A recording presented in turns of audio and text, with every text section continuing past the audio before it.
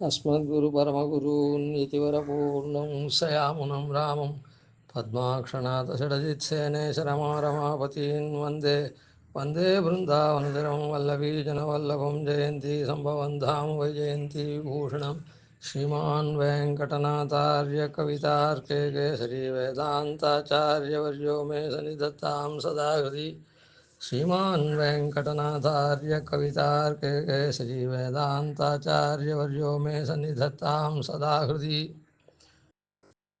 கீழே உத்தர கிருத்தியம் எப்படி இருக்க வேணும்,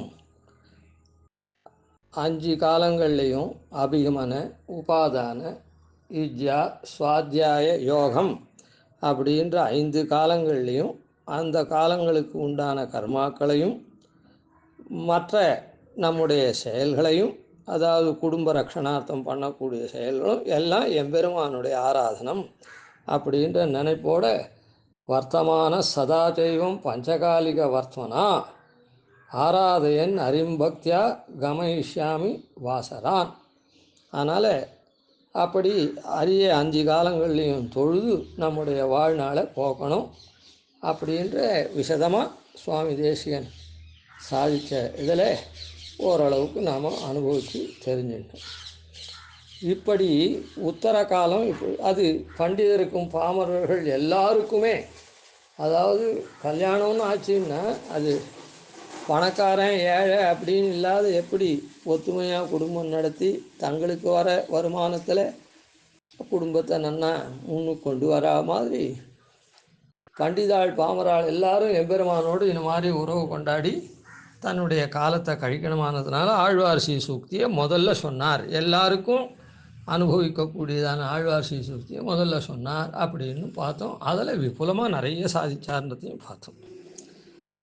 இந்த அர்த்தத்தை நாம் எப்படி தெரிஞ்சுக்கணும் அப்படின்னு சொன்னால், ஆச்சாரியாள் இடத்துல, அதாவது பரநியாசம் பண்ண ஆச்சாரியனே அர்த்தம் இல்லை, சிக்ஷகாந்தர் ஆச்சாரியாள்னு அந்த ஆச்சாரியருடைய சிஷ்யர்கள் ஆச்சாரியர்கள்கிட்ட கேட்டு நன்னா தெரிஞ்சுட்டு காலக்ஷேமம்லாம் பண்ண வித்வான்கள் இருக்காளே மகான்கள், அவளிடத்துல கேட்டு தெரிஞ்சுக்கலாம் அப்படின்னு அர்த்தம்.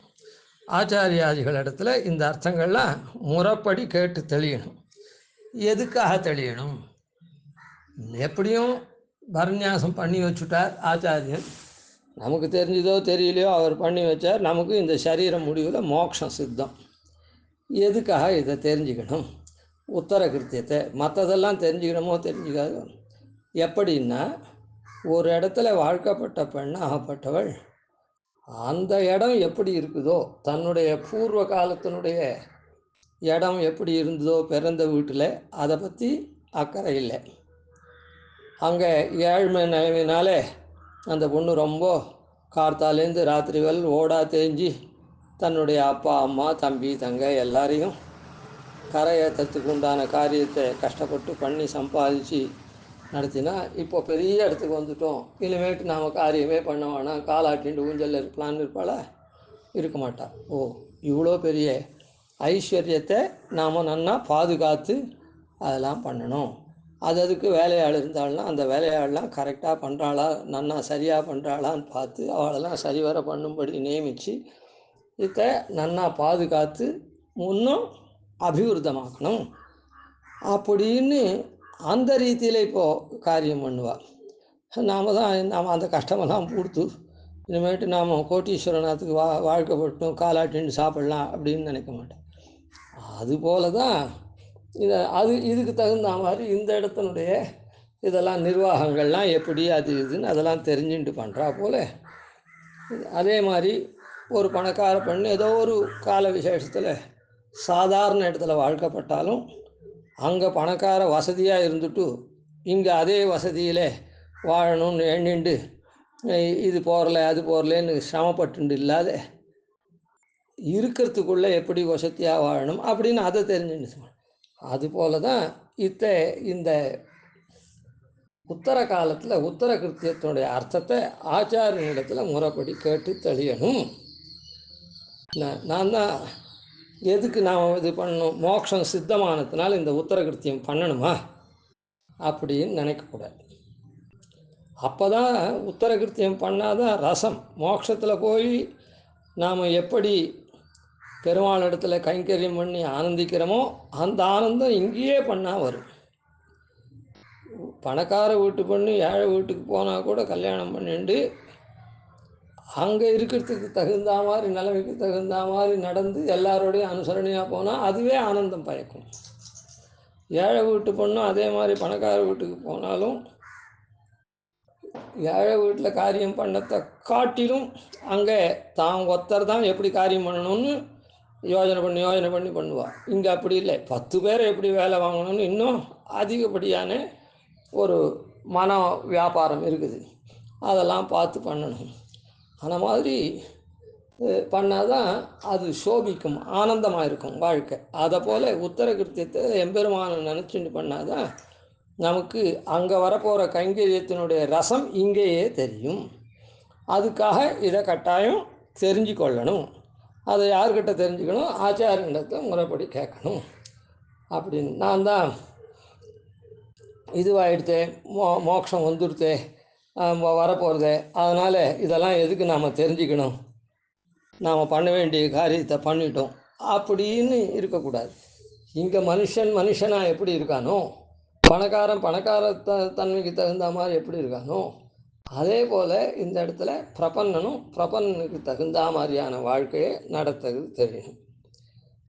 இப்படி இருக்கச்சே பிரபன்னனாகப்பட்டவன் எம்பெருமானை தவிர வேறு ஒன்றுத்தையும், எம்பெருமானுடைய கைங்கரியத்தை தவிர வேறு ஒன்றுத்தையும் எதிர்பார்க்கக்கூடாது. அனன்ய சேஷத்துவம், அனன்ய உபாயத்துவம், அனன்ய பிரயோஜனத்துவம். வேறு யாருக்கும், எம்பெருமானை தவிர வேறு யாருக்கும் சேஷனாக இருக்கக்கூடாது. எம்பெருமான பற்ற உபாயத்தை தவிர வேறு ஒரு உபாயம் பண்ணக்கூடாது. எம்பெருமானுடைய கைங்கரியத்தை தவிர வேறு ஒரு கைங்கரியத்தை வேறு ஒரு பலனை எதிர்பார்க்கக்கூடாது அப்படின்னு சொன்னால், இப்போ இதெல்லாம் தெரிஞ்சுக்கணும், இந்த ஞானமெல்லாம் நமக்கு ஓணும்னு இந்த ஞான சம்பாதனம் பண்ணலாமா அப்படின்னு கேட்டால் அது பண்ணலாம். அதான் ஏன்னா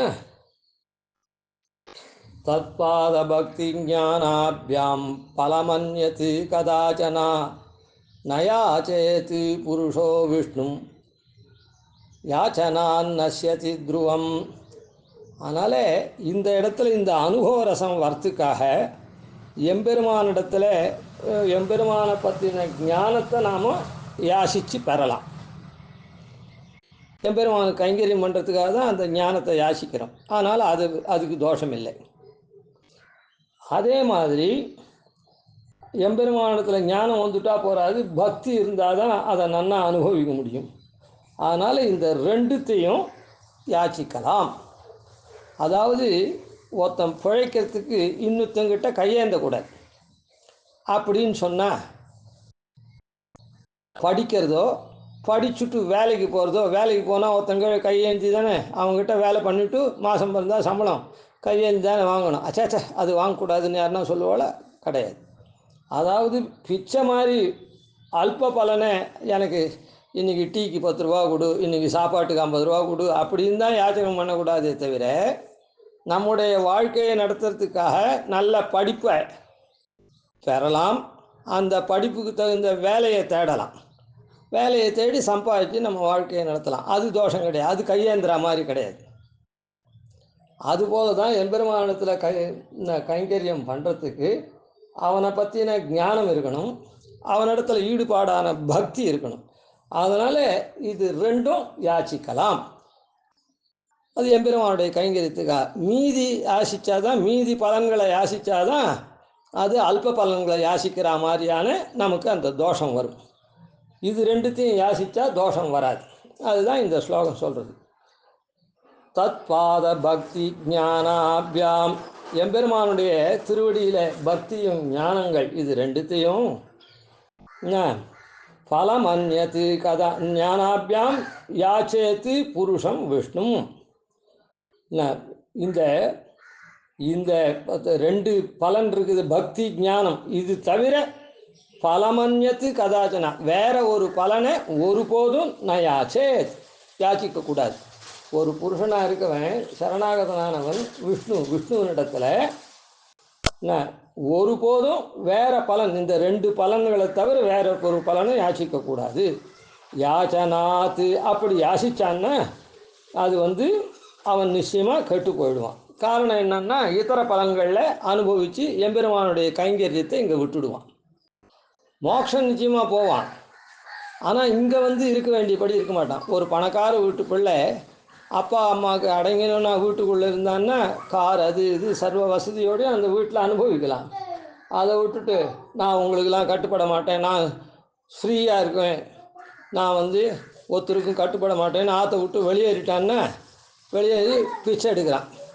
அது என்ன பிரயோஜனம்? வெளியேறிட்டான், இதனால் வேலையும் ஒன்றும் பண்ணலை, எதுவும் தெரியாது, இப்போ வேலையும் கொடுக்க மாட்டான். அப்படின்னா என்ன பண்ணணும்? பிச்சை எடுத்து தான் பிழைக்கணும். அதுதான் தப்பு. அந்த மாதிரி வெளியில் போயிது பண்ணோம். அதனால் எம்பெருமானா தான். அப்போ என்ன ஆகுது? இந்த வீட்டை விட்டு வெளியேறினதுனால அவனுக்கு இந்த வீட்டில் இருக்கக்கூடிய நல்ல அனுபவம் போயிடுறது. அந்த மாதிரி போகக்கூடாது.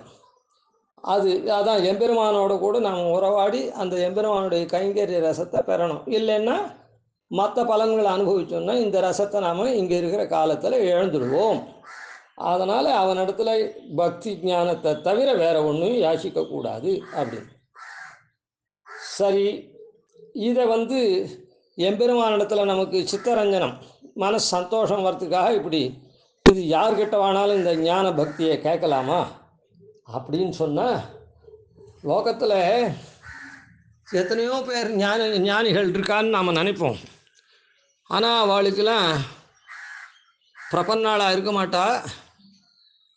அதனால் அவள் வைதிகாலாக இருப்பாள். வைதிகால்னால் வேதம் சொன்னபடியான கர்மாக்கள்லாம் பண்ணக்கூடியவாளாக இருப்பாள். ஆனால் விஷ்ணு பாரமை காந்தி இருக்காது. விஷ்ணு தான் உயர்ந்தவன், அவனுக்கு தான் நாம் அடியோம் அப்படின்ற எண்ணம் அவளுக்கு இருக்காது. அதனால் அவள் மற்ற வழிகள்லாம் தாறுமாறாக வேதத்தில் சொல்லியிருக்கு அப்படின்ற அந்த மாதிரி நமக்கு இந்த பரமை காந்தி தர்மத்தை அவள் சொல்ல மாட்டாள். அதனால் இதை யார்கிட்ட கேட்கணும்னா ஆச்சாரியாதிகள்கிட்ட தான் கேட்கணும். பீதகவாடை பிரானார் பிரம குருவாகி அப்படின்னு சொல்கிறார். அந்த மாதிரி தெளிவுடைய ஆச்சாரியர்கள் பக்கத்தில் தான் இதை கேட்கணும். அதாவது பிரம்மோபதேசம் பண்ணுறாளே, பிரம்மத்தை பற்றி சொல்லக்கூடியவாள் அந்த ஆச்சாரியன் யார் அப்படின்னா பெருமாளே அந்த ரூபத்தில் நம்ம பிரம்மத்தை பற்றி சொல்கிறா அப்படின்னு. தன்னை பற்றி பெருமாளே அந்த ஆச்சாரியன் மூலமாக நமக்கு உபதேசம் பண்ணுறான் அப்படின்னு நினைக்கக்கூடியவாள் இருக்காளே, அந்த மாதிரியான பரமை காந்திகள் பக்கத்தில் இதை கேட்கணும். அதுவும் எப்படி கேட்கணும்? சுவாமி இப்படி வந்தேன், உங்ககிட்ட இதை கேட்கலான்னு நினைக்கிறேன் அப்படின்னு நீர் என்ன சொல்கிறேன்னு தெரிஞ்சுன்னு போகலான்னு அப்படி கூடாது. அதை முறைப்படி கேட்கணும். இப்போது ஞானம் இருந்தால் கூட ஒரு இன்ஸ்டியூஷனில் ஒரு யூனிவர்சிட்டியில் படித்தாதான், முறைப்படி படித்தாதான் அவனுடைய குவாலிஃபிகேஷன் ரெகக்னைஸ் ஆகும். அதனால் அவனுக்கு ஒரு டிகிரி வரும். அந்த டிகிரி வந்ததுன்னா அதுக்கு வேல்யூ இருக்குது.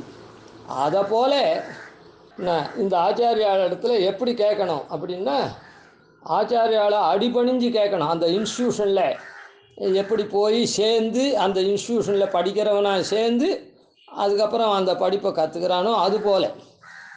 இல்லை கூகுளில் போட்டால் எல்லாம் வரும், புஸ்தகத்தை பார்த்தா எல்லாம் வரும், இருந்தால் கூட இன்ஸ்டியூஷன் அந்த மாதிரி ஆச்சாரியனிடத்தில் சேரணும். அப்போ அந்த இன்ஸ்டியூஷனில் சேரணும், யூனிவர்சிட்டியில் சேரணும்னா அதுக்கு அப்ளிகேஷன் ஃபீஸு அது இது அதனுடைய சட்டத்திட்டம் எல்லாத்துக்கும் கட்டுப்படுறானோ இல்லை.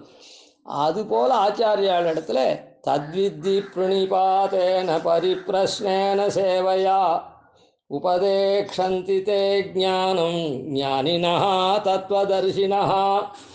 அதாவது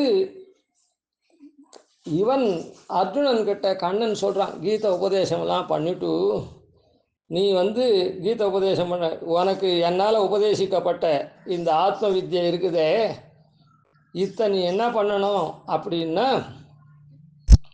ஞானிகள் தத்வித்தி இதை அறியணும். எப்படி? பிரணிபாத்தேன பரிப்ரஸ்னேன சேவையா.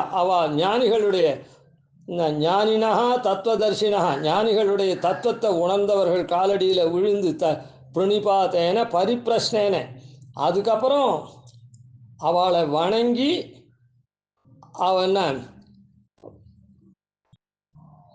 ஏன் இப்போ வந்து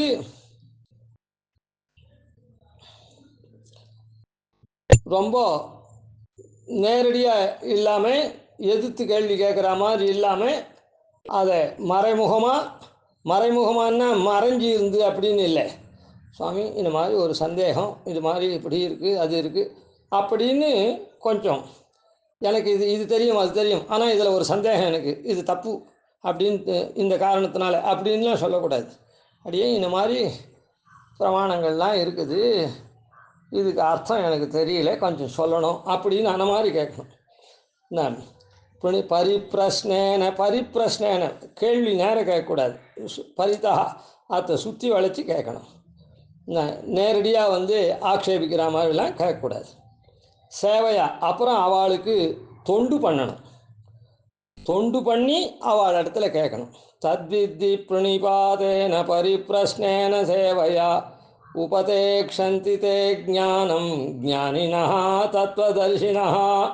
அவளுக்கு சுஷ்ரூஷையெல்லாம் பண்ணி அந்த தத்துவதர்சிகள் இடத்துல கேட்டு நீ அறியணும் அப்படின்னு தான் சொன்னதை இன்னும் விசதமாக கேட்டு அறியணும் அப்படின்னு சொல்கிறான். அதுபோல் இந்த உத்தரகிருத்தியத்தை ஆச்சாரியாதிகள் இடத்துல கேட்டு தெளிய வேண்டும். சரி, இப்படி கேட்டாக்கா தெளிவு வந்துருமா அப்படின்னா வரும்.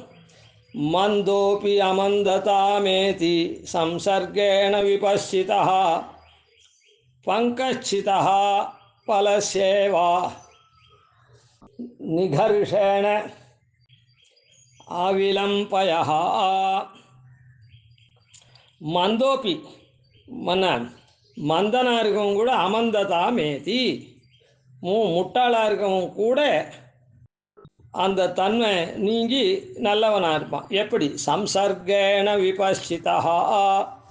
மந்தமாக இருக்கவன் அறிவிலியாக இருக்கவன் கூட அமந்ததாமேதி அறிவு பெற்றவனாக ஆவான். சம்சர்கேண விபஸ்சித்து நன்னா ஞானம் உள்ளவாழ் இடத்துல சேர்ந்தாக்கா எப்படி அப்படின்னா பங்கச்சிதா பலசேவா நிகர்ஷேணா விலம்பயா. கலக்கத்தை போக்கடிக்கக்கூடிய தேத்தாங்கொட்டை.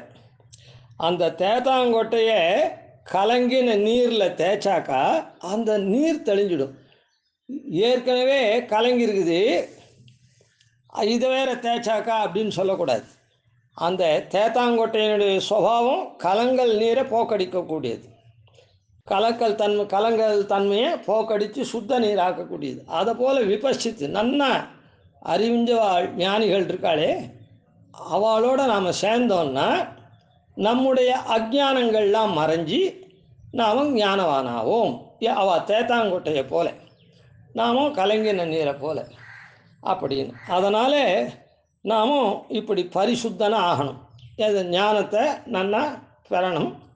பெற்று உத்தரகிருத்தியதை நமக்கு என்னத்துக்கு, நமக்கு எப்படி மோட்சம் வரப்போகிறது, அதனால் கண்டதே காட்சி கொண்டதே கோலம்னு போயின்னு இருக்கக்கூடாது. இங்கே அந்த பகவத் அனுபவ ரசத்தை அனுபவிக்கிறதுக்காக நாமும் இந்த காரியத்தெல்லாம் பண்ணணும். அதுக்கு தான் முதல்ல சொன்னேன், பெரிய வீட்டுக்கு வந்த பெண்ணு நாம் இனிமேட்டு ஒன்றும் பண்ண வேண்டாம், கால் மேலே கால் போட்டு சாப்பிட்டுருக்கலாம் அப்படின்னு சொன்னால் அதில் ஒரு ரசமும் இருக்கவே இருக்காது. அதை அந்த சொத்தெல்லாம் நன்னா பரிபாலித்து அப்படிலாம் பண்ணாதான் அந்த ரசம் இருக்கும். 4 பேர் வேலை வந்தால் எஜமானி அம்மா என்ன பண்ணணும், நாங்கள் நீ எத்தனை பண்ணிக்கோ, உன் இஷ்டத்துக்கு பண்ணிக்கோ அப்படின்னு சொன்னால் அவனும் சரியாக பண்ண மாட்டான். எல்லாம் நஷ்டத்தில் போய் எல்லாம் க்ஷீண தசை அடையும். அப்போது இந்த உட்காந்து சாப்பிட்றது கூட முடியாது போயிடும். அதனால் க்ஷீணிச்சுட்டே வந்ததுன்னா குந்தி தின்றால் குன்றும் வாழும் அப்படின்னு, அந்த மாதிரி எல்லாத்தையும் கணிக்கரமாக பார்த்தா தான். அதை போல் பகவத் அனுபவ ரசம் இந்த மாதிரி தெரிஞ்சுட்டு பண்ணால் தான் வரும்.